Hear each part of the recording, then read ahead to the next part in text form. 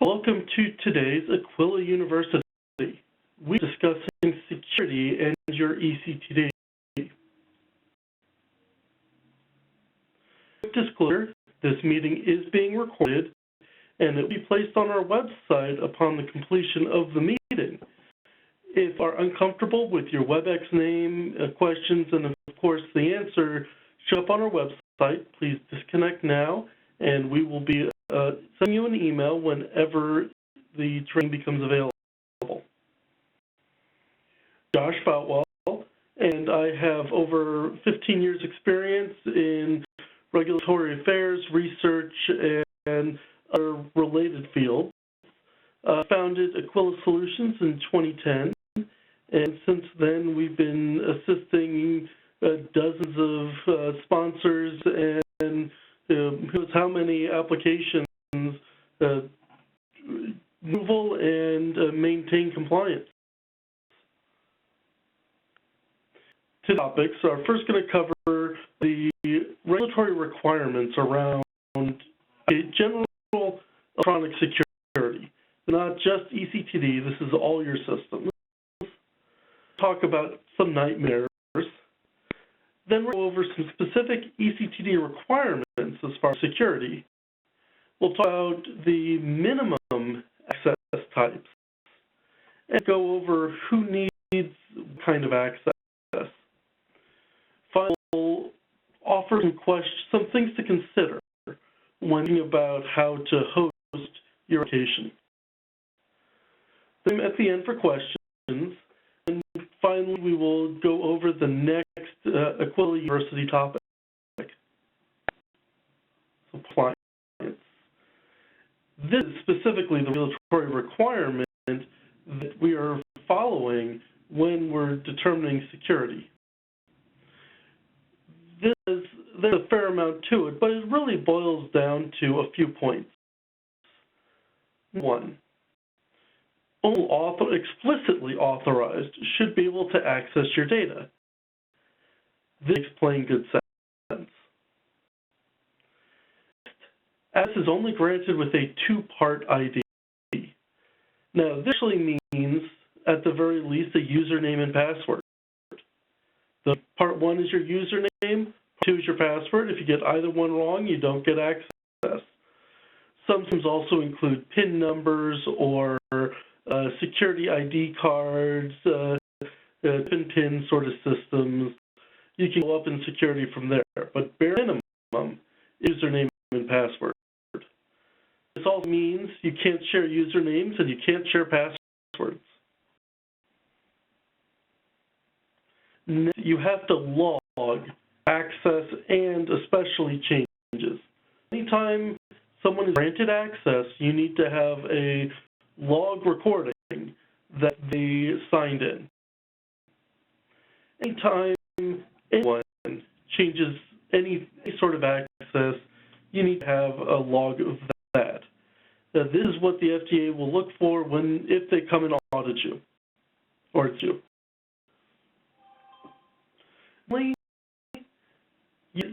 You have to have electronic signatures that are non-repudiatable. What that means is you have to have some sort of documentation in your company that when someone signs it electronically by whatever specified means, it could just be typing in their username and password at a critical point. It could be having issued them an electronic signature and doing a formal signature process, encrypted signature process, whatever the means are. Those electronic signatures have the same weight as paper and wet ink signatures. So nightmares are what you'll have if you don't pay attention to security. And security doesn't necessarily mean the security against the hacker coming in trying to steal your data from the company next door. Mostly means security against people who don't know better in your company from messing things up. excuse me, favorite story is when I was working in the regulatory department, a admin was instructed by a coordinator was instructed by the quality group to organize a specific folder.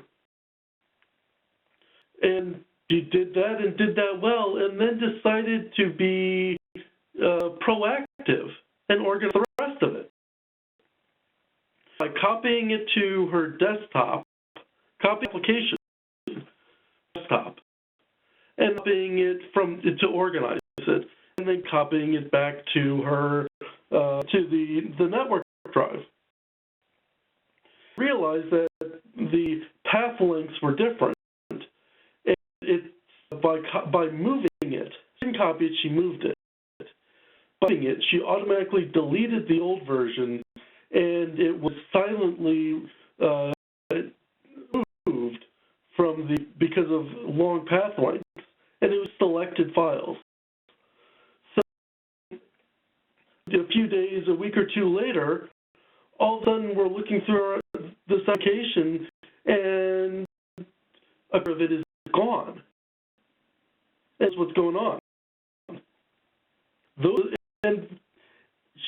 It was certainly not a malicious thing. It was just didn't know better and was getting access when she really didn't need it. You need to be prepared for dealing with security rules. So what about eCTD? eCTD can be treated like normal data. There are a couple of reasons. The biggest is that eCTD contains relative links. This means that when you click a link in eCTD, in an eCTD application, what it's actually saying is go to 3 directories, then go to directory 0005, then directory M1, then go into US, then go into cover-letter.pdf. It's saying find the cover letter for module 1 of sequence 5. Critical difference. What it means is that if the two sequences, the sequence you're coming from and the sequence you're going to, or individual documents, are in the precise place, in the precise folder structure, the links will all be broken. No link will work. Into that, eCTD is an XML-based system. It is a variant of a web page. And web browsers, modern web browsers, have a lot of unusual security precautions essentially that they potentially place around web pages in XML. So one example is there are things known as zones, where the internet is a zone, and your local file system is a zone, and your kernel network may be a zone. And by default, most web browsers will not automatically load content from one zone to, when a file in one zone for content in another zone, that will be ignored. It's a security precaution. In other words, you don't want web pages on the internet being able to pull up files from your local hard drive. So it makes sense that it's a security precaution that makes sense most times. For ML and for eCTD and SPL and a few other XML-based technologies, this wouldn't be an issue because you're calling up what are called style sheets and DTDs, schemas. These files that dictate how the XML is structured, and XML can't be presented without them. So all things that have to be considered when you look at how you're going to store your applications. So access types. You give some serious thought to this. And in Part 11 compliance, I boiled it down to 4 points. But one of the other things that is in there is to have the access be controlled by someone who isn't a consistent user. In other words, you don't want the person responsible for maintaining the application to necessarily have control over who has access and then, of course, the log files and things like that. It should be an independent third party, and in most companies, that would be the IT group. The IT group doesn't care about your application, your eCTD application. They care about the network running right. So they handle the security access, providing access, making sure security is correct, based on a formal process that is triggered by in the regulatory group who manage the application. Now, a proper security, there needs to be at least 3 user levels. There may be 4, there may be more, depending on how you want to arrange security in your company, but there'd be at least 3. My personal experience is that simpler is better. So access type number 1. This is the default set for everyone. The only way you get out of this is by going a formal work process that gives you access. If you on a specific project need to know something in the application, to go to someone who's authorized to get that document for that process, for the project. You don't have the ability to navigate or open, and honestly, most of the time you don't even have the ability to see the folder. One thing is this is the rule that is most often forgotten. System designers don't think about denying people access, only allowing people access in many cases, and that should be serious. You should seriously plan on having a formal group that is the default and be denied. Next, then read only. This gives you access to the application, but can't change anything. Specifically, you can't save or delete any files in there. This is really a critical level, because eCTDs can be very sensitive. Point where I've seen eCTDs destroyed, requiring some serious rework, just because someone with the wrong settings in their computer browsed the folders. They didn't actually open anything, they just browsed the folders. And took the application from submission ready to a couple of hours of rework to fix everything just by browsing the folder, as the person had access to it when they didn't need it. Now, in this case, if change is required, it should go through authorized users.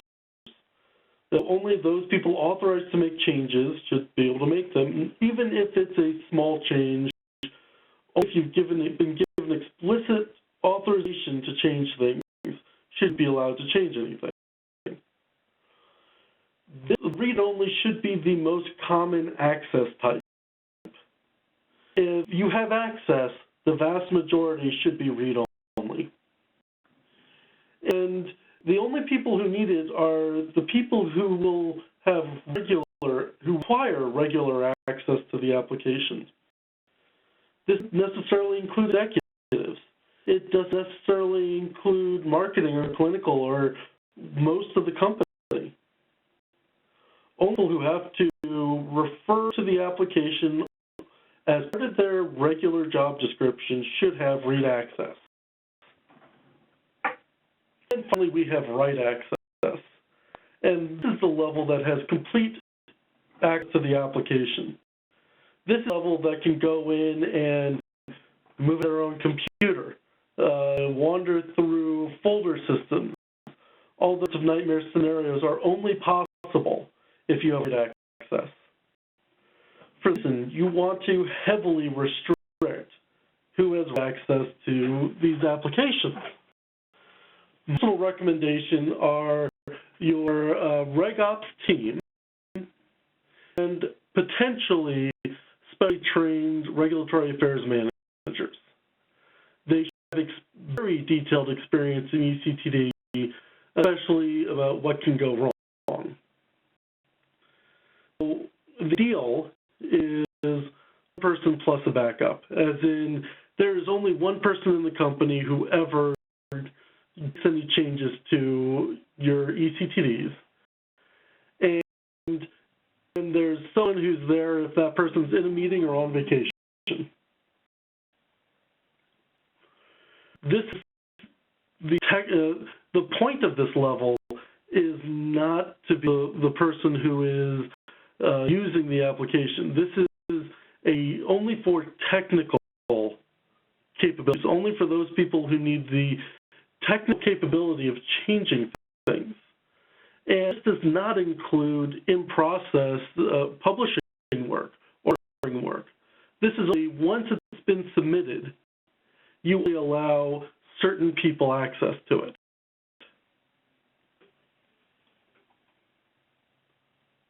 So who exactly are the people who need access? As I said before, it should be as limited as possible. The fewer people who have access to it, the better. Now, generally, for regulatory affairs, you should give, generally everyone needs read access.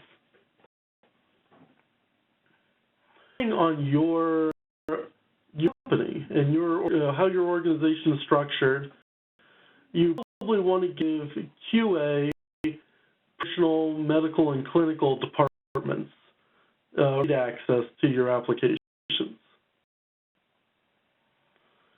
Write access, again, is restricted to your RegOps team or a specifically trained regulatory affairs manager or potentially director level.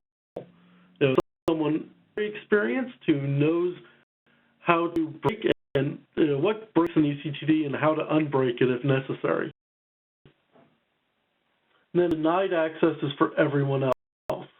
And when I say everyone else, I mean even executives, unless they're planning on having them review submissions before they're sent.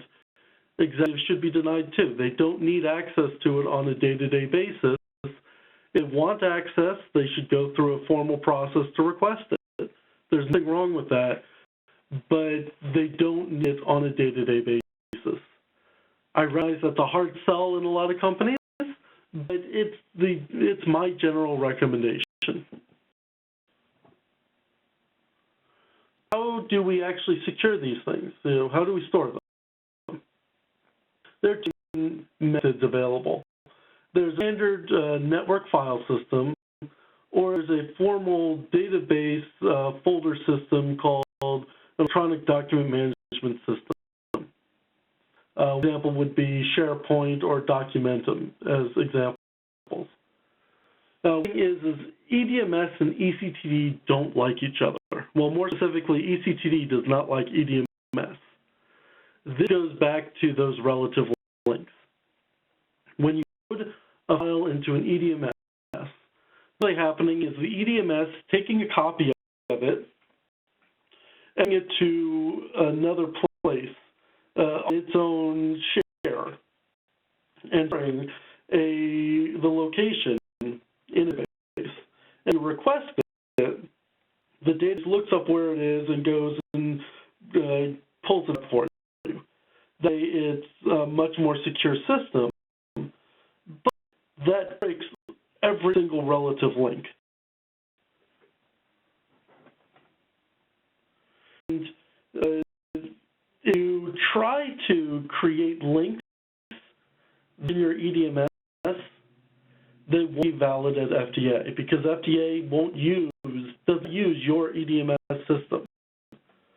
It's general, unless you're going to spend a lot of time with it, EDMS is risky for eCTDs. Now, the one thing to consider is file systems are less secure than EDMS. It's much more difficult to track users, not impossible by any stretch, but it takes more effort to get the data out. The one advantage of EDMS systems is they have generally automatic versioning controls, which are not present in file systems. That means it's difficult to automatically undo errors. So again, EDMS and eCTD, some negatives. You have to spend a lot of time carefully configuring an EDMS system to allow relative links. And in many ways that will remove most of the advantages of the EDMS. You might actually have a separate official eCTD on a file system and a functional eCTD that is what people actually reference on EDMS, so that you have one location where everyone is actually looking at the documents, but it's an unofficial copy. Now, some positives. It's great on security. You get very fine control over users and over access time and access file types and all of that. You can get EDMS to work right. That is fantastic. It will take a lot of effort to do it. File systems, again, they are far less secure than compared to EDMS. While you can drill down your control to individual users, it tends to be very difficult and time-consuming for your IT department, and they don't like doing it. So it's difficult to individual users to provide custom access for individuals or small groups. There's no undo without a backup restore. This means that if damage is done and you don't have backups, you'd be in real trouble.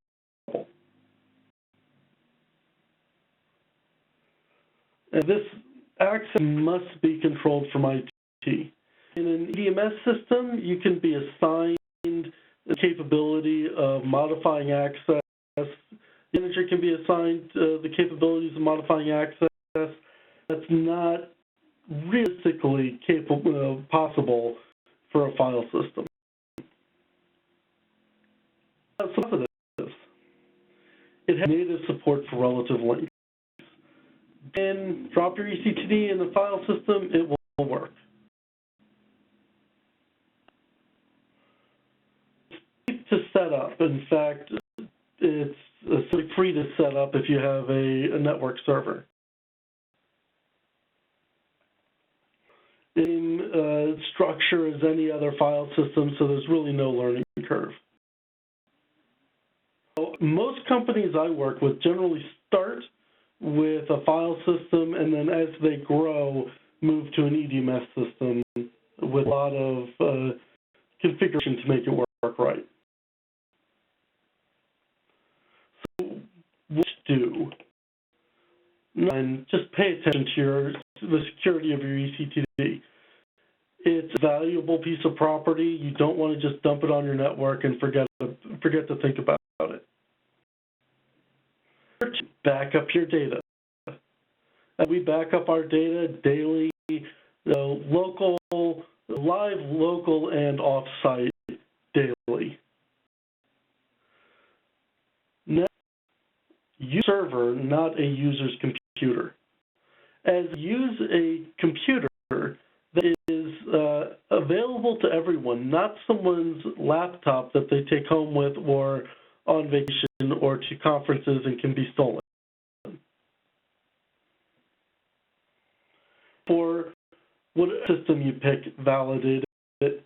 If it's a file system, do a brief validation.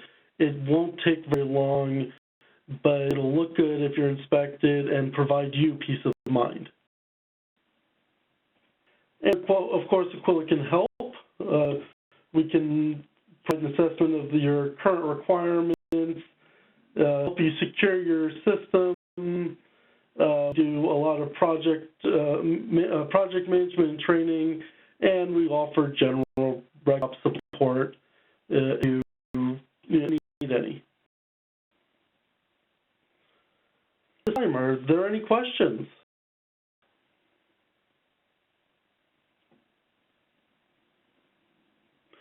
For attending, our training is actually about the medical device GUDID system.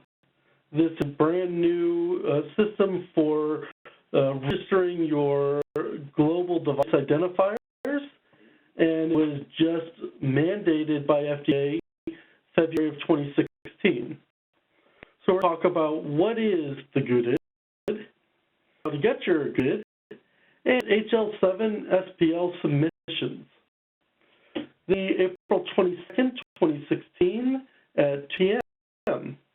Please, I hope you will join us, and as always, if you have any questions, please feel free to email or call us at any time. Thank you.